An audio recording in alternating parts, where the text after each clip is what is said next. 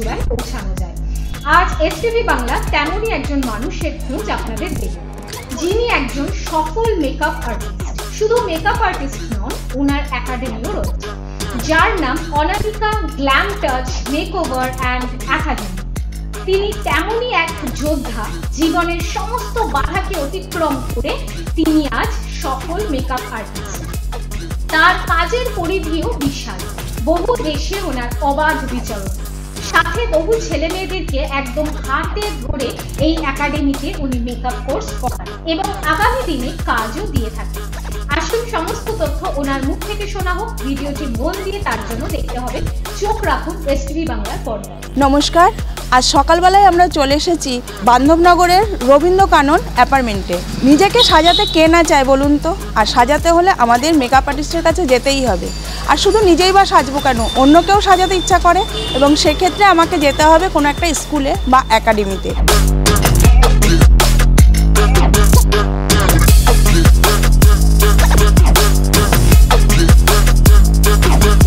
এই মুহূর্তে আমরা আমাদের মধ্যে পেয়ে গেছি পম্পা ম্যাডামকে। নমস্কার ম্যাম। নমস্কার, আমি অনামিকাস গ্ল্যাম টাচ থেকে পম্পা কুণ্ডু দাস বলছি। অনামিকা নামটা আমার বাবার দেওয়া, তো সেই জন্যই বাবার নামেই আমার এই একাডেমিটা খোলা। ফার্স্ট অফ অল, প্রথমে আমি যার কাছে শিখেছি আমি তার নামটা প্রকাশ করতে অনিচ্ছুক, কারণ লাইফে তো অনেকেরই অনেক গল্প থাকে। যেমন ধরুন, আমি ওখানে ঠেকেছি, ঠিক আছে, আমার বক্তব্য ছিল আমি যদি শিখি তো শেখার মতো করে শিখবো, লোক ঠকিয়ে ব্যবসা করব না আমি। তো সেখানে শেখার পর আমি যখন হায়ার ক্লাসের জন্য আমি তাকে বললাম, তখন দেখলাম সে অফেন্ডেড, আমাকে শিখতে হলে তার কাছেই শিখতে হবে, এমন একটা বিষয়। তো যাই হোক, তারপরে আমি রিয়া ঘোষ ম্যামের কাছে শিখেছি।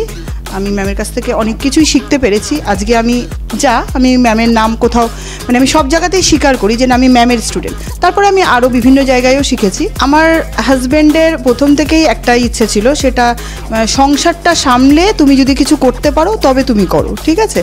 তো আমি দুবার পুলিশের চাকরিও পেয়েছিলাম। তো সেই প্রফেশনে আমি যেহেতু করতে দেওয়া হয়নি আমাকে, সেই জন্য আমার মনে হলো এটাই একটা ওয়ার্ক, যেটা আমি সংসারটাও প্যারালালি করতে পারবো, প্লাস আমার মেকআপ জগতে আমার নিজের একটা যেটা ইচ্ছে ছিল ছোটোবেলা থেকে, যে না আমি কিছু একটা করব নিজেকে।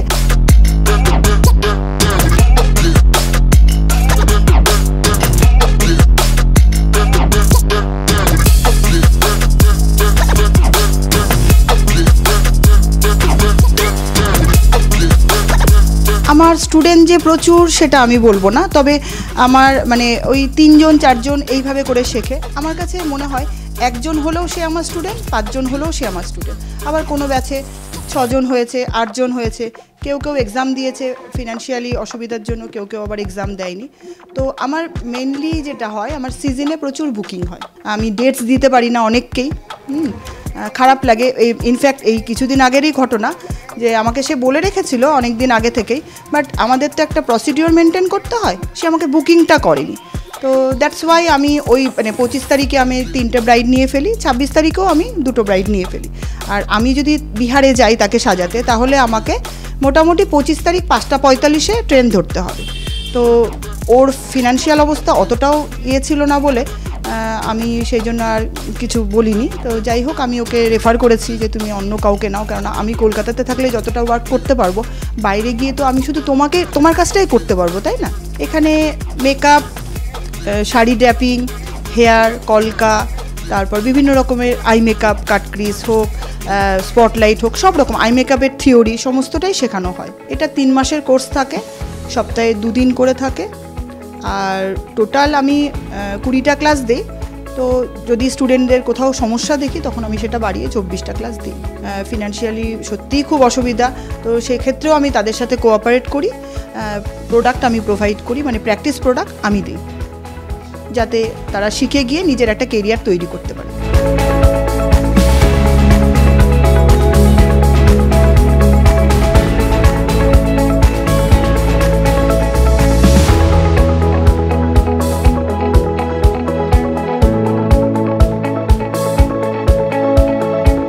মেকআপের জন্যই ডাকা হয় আমাকে, সেটা ব্রাইডালও হতে পারে, এঙ্গেজমেন্ট মেকআপেও আমাকে চায়। কিন্তু কি হয়, ওই ডেটটাতে যদি আমি অ্যাভেলেবেল না থাকি, সেক্ষেত্রে তো প্রথমত যাওয়া হয় না।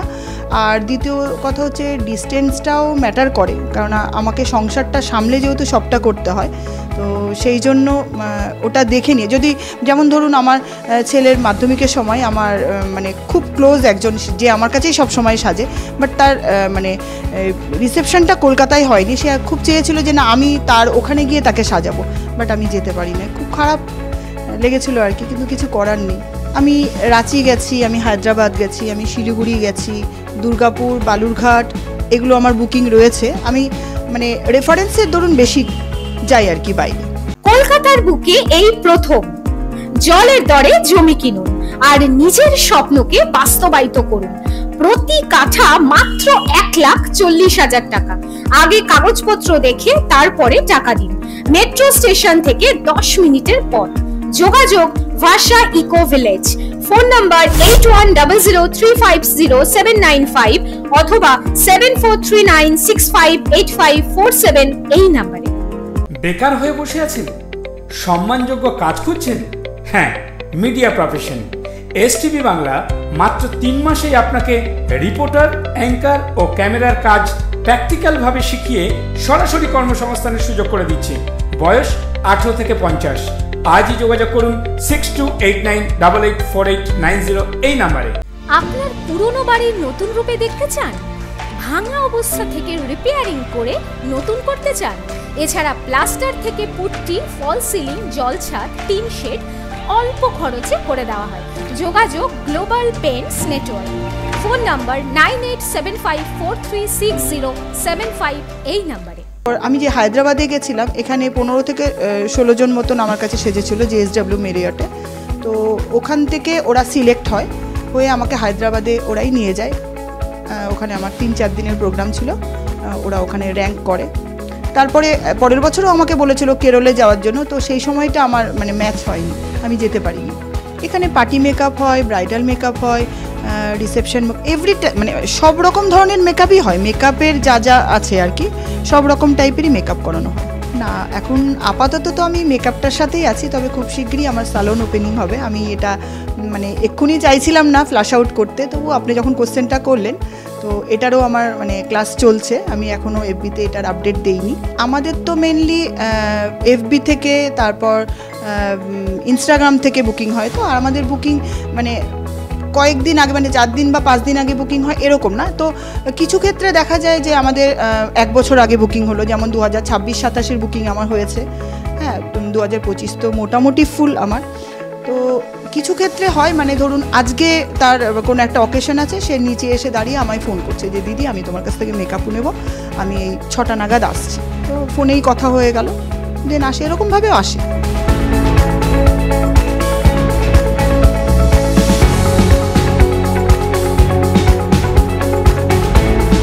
আমি অনেকটাই কোঅপারেট তাকে করবো, কেননা যতটুকু প্রোডাক্ট তাকে মানে কিনতে হবে আমি সেটুকুই তাকে কেনাবো। মানে এক গাদা টাকা ইনভেস্ট করলেই যে একটা ভালো মেকআপ শেখা যায় তা কিন্তু নয়। আমিও যখন প্রথম স্টার্টিং করেছিলাম তখন কিন্তু আমি 2 লাখ বা 3 লাখ টাকার প্রোডাক্ট একবারে কিনে নেইনি। আমি আস্তে আস্তে করে কাজ করেছি, যখন যেমন আর্নিং হয়েছে। হ্যাঁ, অবশ্যই পেছনে আমার হাজব্যান্ড ছিল, সে ছিল বলে আজকে হয়তো আমি এই জায়গাটা আসতে পেরেছি। ব্যাক সাপোর্ট না থাকলে যে কোনো প্রফেশনেই কেউ দাঁড়াতে পারে না। আমার স্টুডেন্টদেরকে কাজ রেফার করি। এবার দেখুন, সব ক্ষেত্রে যেটা ম্যাটার করে যে না, আমরা সব স্টুডেন্টদেরই বলি যে তোমরা নিজেদের প্রোফাইলটাকে এমনভাবে তৈরি করো যাতে তোমার প্রোফাইলে ঢুকে তুমি নাচ করছো, গান করছো, এগুলোর থেকে বেশি তোমার কাজটাকে মানে দেখতে পায় তারা, তাই না? তো সেক্ষেত্রে আমি তো প্রোফাইল লিঙ্কটা তাদের দিয়ে দিই। এবার পছন্দটা ডিপেন্ড করে ম্যান টু ম্যান, যে যাকে বুক করবে তার কাজটাও তো পছন্দ হতে হবে, তাই না? আর যেটা সেকেন্ডলি, আমাদের এই প্রফেশনে কথা বলতে জানতে হবে। হ্যাঁ, তুমি কথার দ্বারাই কিন্তু তাকে বোঝাতে পারবে যে তুমি কতটা ভালো কাজ জানো, তাই না? আর আমি যেটা মোস্ট ইম্পর্টেন্ট থিং আমি মনে করি যে সততা ছাড়া কিছু করা যাবে না। ডিসঅনেস্টি মাথায় নিয়ে যদি কেউ বের হয় যে না আমি আজকে ওর বাড়ি থেকে 15,000 টাকা নিয়ে আর্নিং করে বেরিয়ে আসলাম, সেকেন্ড টাইম আমাকে না ডাকলেও আমার যায় আসে না, আমার কাছে এটা যায় আসে। আমি মনে করি আমি একটা কাজ করে আসব, আমাকে তারপরে ওরা ডাকবে। আমি ওই ডেটে অ্যাভেলেবেল না থাকলে সেটা আলাদা বিষয়, বাট আমাকে তারা ডাকবে, আমি সেইভাবেই কাজটা করে আসবো। আমার একটাই বক্তব্য, যার হাজব্যান্ড যত বড়ই ওয়ার্ক করুক না কেন, আমার মনে হয় প্রত্যেকটা মেয়ের নিজের জন্য কিছু ভাবা উচিত। কারণ আমার জানি না আমার চিন্তা ভাবনার সাথে তাদের ম্যাচ করবে কিনা, আমি বলবো সবার নিজের জন্য কিছু করা উচিত এবং সংসারটা সামনে, অবভিয়াসলি সংসারটা সামনেই করতে হবে, ঠিক আছে? এমন নয় যে আমি বাচ্চা মানুষ করছি বলে নিজের লাইফে কিছু করব না, ঠিক আছে? এমন কিছু করো যাতে তোমরা লাইফে কিছু করতে পারো, তোমাদের একটা পরিচিতি তৈরি হোক। যে কেউ যদি মনে করে যে না আমি 20,000 টাকা হাতে নিয়ে এই কাজটাতে ঢুকলাম, সে কিন্তু চাইলে করতে পারবে। শেখার পরে যদি সে হাত পা গুটিয়ে বাড়িতে বসে থাকে যে ভাবে যে না আমি তো একটা সার্টিফিকেট পেয়ে গেছি, এবার আমাকে সবাই ডাকবে, না, প্রোফাইল তৈরি করতে হবে। বইয়ের পাতা খুললে যেমন আমাদের পড়তে ইচ্ছা করে লেখা দেখে, ঠিক সেরকম প্রোফাইলটা খুললে পরপর পরপর ছবিগুলো দেখে মানে মানে লোকে যেন খুশি হয়, মানে তারও যেন মনে হয়, মানে বইয়ের পাতা খুললে কেমন মনে হয় যে না কি আছে ইন্টারেস্টিং দেখি তো ওই পাতাটা পড়ে, ঠিক সেরকম টাইপের। মেকআপটাও এরকম খুব সহজ উপায়ে কিন্তু আমি এখানে আসিনি, হাজব্যান্ড সাপোর্ট করেছে, কিন্তু সেটা যখন দেখছে যে না আমার কাজ লোকে ভালোবাসছে, হ্যাঁ, তারপরে ফিনান্সিয়ালি ও আমাকে সাপোর্ট করেছে, কিন্তু কাজটা তো আমাকে করতে হয়েছে। আমার এমন শিডিউল ছিল যে আমি যত কাজই করি না কেন বাড়ি, আমি রাত্রেবেলা নিজের কাজের প্র্যাকটিসটা করব, ঠিক আছে? মানে এমনও গেছে, মানে আমার বলতে এখন ক্যামেরার সামনে লজ্জা নেই যে আমার ছেলে ঘুমিয়ে আছে, তার মাথায় আমি কয়টা প্র্যাকটিস করছি। মেয়েকে বলছি মা তোমাকে আমি তোমার পছন্দের খাবার কিনে দেবো, তুমি একটু আই মেকআপটা আমাকে করতে দাও, ঠিক আছে? এইভাবে করে আমি মানে আমার আজকের দিনে দাঁড়িয়ে আমার পাড়াতে প্রচুর লোকে আমাকে ফোন করে বলে যে আমাকে একদিন সাজাও না, কিন্তু একদিন আমি সবাইকে ডেকে ডেকে বলেছি এই তোর যদি সময় হয় একটু আসিস না। আজকে প্রোফাইলে যখন একটা আমি রিলস বা ফটো ছাড়ি, মানে মডেলকে সাজানো বা রিয়েল ক্লায়েন্টের কোনো ছবি ছাড়ি, সেক্ষেত্রে অনেক মডেলরা, অনেক ফ্রেশাররা আমাকে বলে ম্যাম আমাকে এই টাইপের লুক করে দেবেন। অনেক ক্লায়েন্টরা যখন আমায় বুক করে তারা বলে আমার এই লুকটা দরকার, এর জন্য কত কি চার্জ করছেন আপনি? ভালো লাগে কোথাও তখন যে না আমার কাজকেও কেউ ভালোবাসা দিচ্ছে।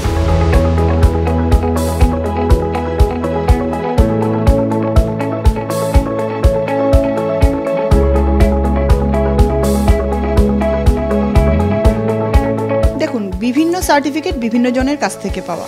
ফার্স্ট অফ অল আমি প্রথমেই বলেছি ওনার নাম রিয়া ঘোষ ম্যামের স্টুডেন্ট আমি। দেন আমি তমা মজুমদার ম্যামের কাছে হেয়ার শিখেছি, একবার নয় দুবার। আমি জর্জিকট স্যারের কাছেও হেয়ার করেছি, আমি তমালিকা ম্যামের কাছেও মানে ক্লাস করেছি। আমি মানে মোটামুটি ওভারঅল সবার কাছেই করেছি। তানিয়া ম্যামেরও স্টুডেন্ট আমি, ঠিক আছে? তো যাই হোক, তানিয়া ম্যামকে সবাই চেনে, ওনার কাজ ভীষণ ভালো, খুব পছন্দের মানুষ আমার এক কথায়। যে আপনি বললেন যে আপনার এখানে একাডেমিতে ব্যাচ করানো হয়, শেখানো হয়, তাহলে সেক্ষেত্রে কি ব্যাচ করে করতে হবে না যদি কেউ বললো আমি একা শিখতে চাই সেটা পসিবল? আমি তো প্রথমেই বললাম আমার কাছে মানে একজনেরও যা ভূমিকা, মানে আমি তাকে যা সময় দেব বা যেভাবে শেখাবো, 5 জন আসলেও তাকে আমি সেরকমভাবেই দেখবো। তো আমার বক্তব্য হচ্ছে বড় বড় আর্টিস্টদের কাছে যাব, আগে আমি আমার মানে যেটা বেসিক যেটা সেটাকে আগে স্ট্রং করি। বেসিকটাকে স্ট্রং না করলে আমি অ্যাডভান্স লেভেলে গেলে আমি কিচ্ছু পারবো না। আমাকে হেয়ারের ময়ূর করা দেখানো হলো, ঠিক আছে, আমি বেসিকটাই জানি না। অ্যাকচুয়ালি তো আমাদের এই প্রফেশনে মানে ব্রাইডাল বলুন, রিসেপশন বলুন, এঙ্গেজমেন্ট মেকআপ বলুন, পার্টি মেকআপ বলুন, এগুলো তো বেসিক্যালি বেসিকের ওপরেই ডিপেন্ড করে। ফ্রন্টটা একটু ডিফাইন করতে হয়, কেউ চায় আমাকে আউটকালের ওপর কিছু করে দাও, কেউ চায় আমাকে একটু লাইন্সের ওপর করে দাও, ঠিক আছে? তো জাস্ট লাইক দিস এরকম টাইপেরই থাকে। তো সেক্ষেত্রে আমার মনে হয় বেসিকটা আগে স্ট্রং করো, দেন তোমরা হায়ার কোর্সের জন্য অন্য যেখানে খুশি, তোমার যেখানে নিজের মন চায় তুমি সেখানে যাও। আচ্ছা, এখানে যারা যোগাযোগ করবে, এটা হচ্ছে 66 বান্ধবনগর রবীন্দ্রকানন অ্যাপার্টমেন্ট, কলকাতা 7,28,000। আমার ফোন নাম্বার হচ্ছে 9475703910।